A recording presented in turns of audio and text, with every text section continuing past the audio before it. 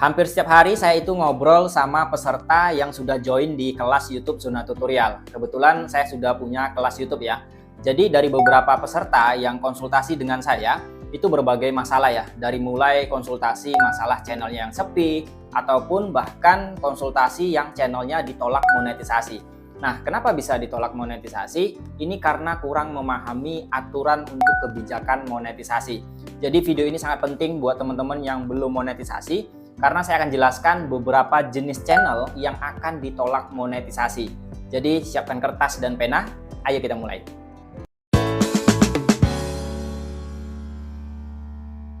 Biasanya penolakan monetisasi ini ada 3 alasan ya. Yang pertama itu karena konten berulang. Konten berulang itu maksudnya konten yang hampir mirip-mirip, sehingga penonton itu sulit membedakan antara konten kita yang satu dengan konten yang lainnya. Atau alasan kedua penolakan monetisasi itu karena konten digunakan ulang. Biasanya konten yang digunakan ulang ini adalah kita menggunakan konten orang lain yang sudah ada di YouTube. Ya bisa dibilang re-upload gitu ya. Jadi hati-hati bagi teman-teman yang re-upload. Atau alasan yang ketiga, penolakan monetisasi itu karena kita melanggar kebijakan monetisasi. Nah, tentang kebijakan monetisasi ini yang teman-teman mungkin banyak yang belum tahu. Jadi dalam video ini saya akan jelaskan beberapa jenis channel yang akan ditolak monetisasi. Yang pertama, kita upload video game yang tidak ada narasi ataupun wajahnya. Ya. Jadi kalau kita membuat video, misalkan main game hanya modal rekam layar kemudian langsung kita upload, maka itu peluangnya sangat sedikit. Bisa-bisa kita itu ditolak monetisasi. Kenapa? Karena itu akan dianggap re-upload. Karena tidak ada narasi ataupun suara kita di dalam kita main game itu, apalagi tidak ada wajahnya. Jadi buat teman-teman yang upload konten game, ya usahakanlah teman-teman tetap rekam layarnya tapi ada narasi atau suaranya. Kalau bisa tampilin wajahnya itu lebih bagus lagi.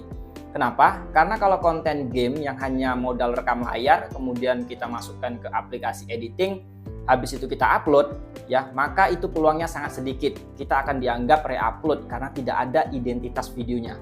Tapi kalau kita buat konten game yang editannya maksimal, ada suara-suara lucu yang kita berikan, ada narasi yang seru kita berikan, plus ada wajah kita, maka peluang untuk diterima monetisasi itu semakin besar karena ada identitas videonya.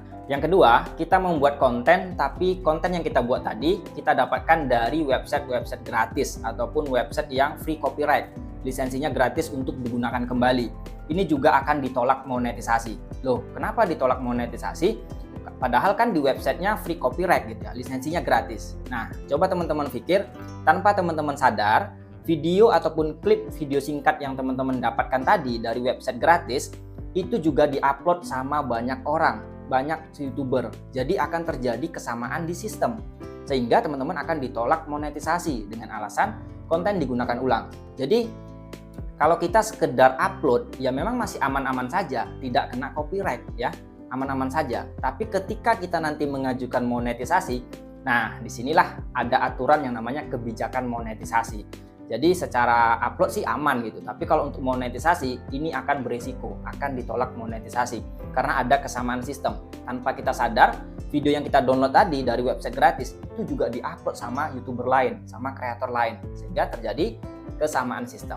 Yang ketiga, untuk channel re-upload. Nah ini udah jelas lah ya, nggak perlu saya jelasin panjang lebar. Untuk konten-konten yang re-upload, yang comot video orang tanpa izin, kemudian diedit-edit sedikit, kemudian di-upload lagi, itu namanya re-upload. Ini juga sangat beresiko untuk ditolak monetisasi. Misalkan konten-konten artis nih kita ambil gitu ya, terus kita upload ulang, itu akan ditolak monetisasi karena konten digunakan ulang. Dan yang keempat, ini adalah jenis konten yang kompilasi. Nah, kompilasi ini hampir sama re-upload ya, sama-sama re-upload. Cuman bedanya kalau kompilasi ini kita comot-comot beberapa video kita jadikan satu. Nah, ini namanya kompilasi. Misalkan nih kita download dari website gratis, kita ambil, kita gabungin sama video yang seru di Instagram gitu ya, kita ambil dari Facebook, kita ambil, kita gabung-gabungin, kita edit, kemudian kita upload. Nah, itu namanya kompilasi. Kalau saat kita upload tidak ada kena copyright, ya itu hal biasa. Tapi nanti pas mengajukan monetisasi itu biasanya ditolak karena konten digunakan ulang. Dan kemudian yang kelima ini misalkan kita buat konten dari acara TV, ini juga akan ditolak monetisasi. Misalkan dari acara TV kita rekam atau dari DVD, ini juga akan ditolak monetisasi. Dan yang keenam itu untuk konten berita. Misalkan nih kita cuman modal rekam layar, membacakan berita dari sebuah website, itu juga akan ditolak monetisasi. Jadi teman-teman harus hati-hati. Dan kemudian yang selanjutnya adalah konten yang terlalu banyak kena klaim hak cipta. Jadi misalkan nih konten kita itu ada 200, dan dari 200 ini rata-rata konten kita itu kena klaim hak cipta semuanya, maka itu akan ditolak monetisasi. Kalau kena klaim hak ciptanya cuma 1 video atau 2 video, itu nggak masalah, biasanya masih diterima monetisasi. Ya walaupun nanti setelah monetisasi untuk pendapatannya biasanya bagi hasil gitu ya. Tapi kalau untuk konten teman-teman yang sudah terlalu banyak kena klaim hak cipta, ini akan berpotensi ditolak monetisasi. Dan kemudian selanjutnya jenis konten yang slideshow. Ya, slideshow ini juga akan ditolak monetisasi.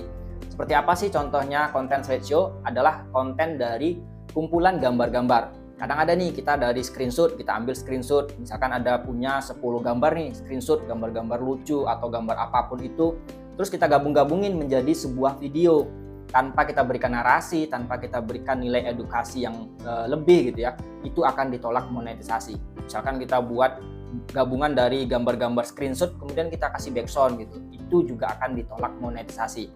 Jadi deteksi YouTube sekarang ini semakin ketat ya teman-teman, bahkan untuk kita yang lagi ngevlog aja, ketika kedengeran ada suara anak nangis, itu juga bisa terdeteksi konten kekerasan. Padahal itu cuma suara anak nangis. Begitulah ketatnya deteksi YouTube saat ini. Jadi pastikan teman-teman buatlah konten yang punya nilai untuk penonton, sekaligus konten itu memang benar-benar original. Jangan ada karya orang lain.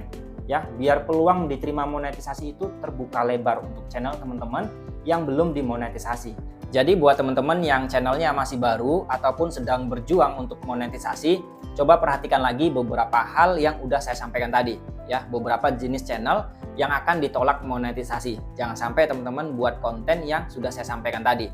Lalu bagaimana jika channel kita sudah terlanjur ditolak monetisasi? Nah, ada beberapa solusi yang bisa saya berikan. Pertama, teman-teman harus hapus video yang bukan karya teman-teman. Ya, jadi coba cek lagi mana video yang bukan karya kita alias re-upload ya. Jadi percuma kita punya video yang kita re-upload karya orang lain, viewersnya banyak ya, jam tayangnya banyak, tapi ketika mengajukan monetisasi justru ditolak. Jadi ya mau nggak mau kita harus hapus video itu. Lalu bang, kalau kita hapus videonya, jam tayangnya kan bakal berkurang, nggak cukup dong jadinya 4.000 jam tayang. Ya itulah resiko yang bakal teman-teman terima kalau teman-teman menggunakan konten orang lain. Ya, jadi bisa menghapus video. Pokoknya melakukan perubahan lah ya. Bisa juga mengedit thumbnailnya ya, atau mengedit judulnya. Yang selama ini mungkin selama ini judulnya itu kurang pas gitu. Misalkan judulnya vlog hari pertama, vlog hari kedua, vlog hari ketiga gitu kan. Nah, coba dirubah sesuai dengan isi kontennya. Atau bisa melakukan perubahan di bagian deskripsi. Terkadang banyak nih bagian deskripsi yang masih salah ya, meletakkan kata kunci yang terlalu banyak di dalam deskripsi. Padahal kata kunci itu kan sudah ada kolomnya. Nama kolomnya kan tag. Jadi ada kolom judul, ada kolom deskripsi, ada kolom tag. Jangan disalahgunakan. Harus kita letakkan pada tempatnya. Deskripsi ya deskripsi. Kalau kata kunci ya berarti di kolom tag. Ya, pokoknya kita melakukan perubahan di dalam isi konten kita. Kalau kita mau mengajukan lagi untuk monetisasi, kan kita diberi waktu 1 bulan untuk melakukan perubahan ya. Nanti kalau udah 1 bulan kita masih memenuhi syarat 1.000 subscriber dan 4.000 jam tayang, maka kita bisa mengajukan monetisasi. Nah, kemudian kita juga bisa merubah isi konten kita. Mungkin nih selama ini teman-teman buat konten gak ada narasinya, gak ada wajahnya. Ya cobalah nanti di video barunya buat video yang original, kemudian harus ada narasinya, cerita, harus ada ceritanya di dalam video itu dengan suara asli kita. Syukur-syukur teman-teman mau nampil wajahnya, itu lebih bagus. Sehingga kalau ada perubahan yang luar biasa ataupun perubahan yang memang benar-benar original, maka nanti tim YouTube-nya bisa yakin kalau ini adalah channelnya memang original. Lebih besar peluang kita untuk diterima monetisasi. Saya jadi ingat nih, salah satu peserta saya kemarin konsultasi kan di kelas YouTube saya, kan saya udah ada kelas ya, khususnya kelas koreksi channel. Nanti teman-teman yang mau join bisa hubungi saya di Instagram untuk kelas YouTube saya. Nah, konten dia itu tentang burung kicau. Jadi dia punya burung di rumah ya, burung kacer. Jadi burung kacer itu setiap pagi kan berkicau gitu ya, atau siang sore gitu. Nah, burung itu direkam hanya modal tripod, direkam berbagai background. Mungkin hari ini burung kacernya direkam di samping rumah, besok di depan rumah gitu. Tapi nggak ada narasinya, nggak ada wajahnya. Ujung-ujungnya apa? Channelnya ditolak, ya. Padahal kontennya kan original, hasil dari kamera HP-nya sendiri, pakai tripod. Yaitu tadi, karena apa ditolak monetisasi? Karena tidak ada identitas videonya, tidak ada suara manusianya, tidak ada wajahnya, sehingga akan dianggap itu re-upload, ya. Akan dianggap kita itu ngambil konten orang lain terus kita upload ulang gitu. Lalu gimana biar meyakinkan tim YouTube ini kita tidak re-upload? Ya jawabannya video kita harus ada narasinya, harus ada wajahnya. Ya kalau kita nggak pede di depan kamera, minimal ada suaranya lah, ada suara manusianya lah. Gitu. Kita jelasin burung kicau kita ini dari mana, misalkan gitu. Ya jadi itu kejadian kemarin. Nah itu yang bisa kita rubah ataupun perbaiki. Ya usahakan ada perubahan lah di isi konten kita. Jadi ada juga nih sebagian orang misalkan melihat sebuah channel sebelah misalkan gitu ya. Dia buat konten misalkan tentang burung juga ya, tanpa ada narasinya, tanpa ada wajahnya dan penontonnya rame bang ya. Karena penontonnya rame kita tiru kan. Nah tanpa kita sadar ketika kita meniru sebuah channel yang nggak jelas asal usulnya, nggak jelas latar belakangnya, bisa jadi channel yang kita tiru tadi itu juga ditolak monetisasi. Jadi kita meniru channel yang ditolak monetisasi. Jadi buat teman-teman hati-hati kalau meniru channel orang lain. Karena apa? Karena tampilan YouTube studionya kan nggak ada yang tahu. Cuman kita sendiri yang tahu tampilan YouTube studio kita itu. Ya ditolak monetisasi atau diterima monetisasi. Jadi hati-hati kalau meniru konten orang lain. Jangan dilihat dari subscribernya, jangan dilihat dari viewersnya. Ya kalau mau aman ya original aja. Ada narasinya, ada wajah kita.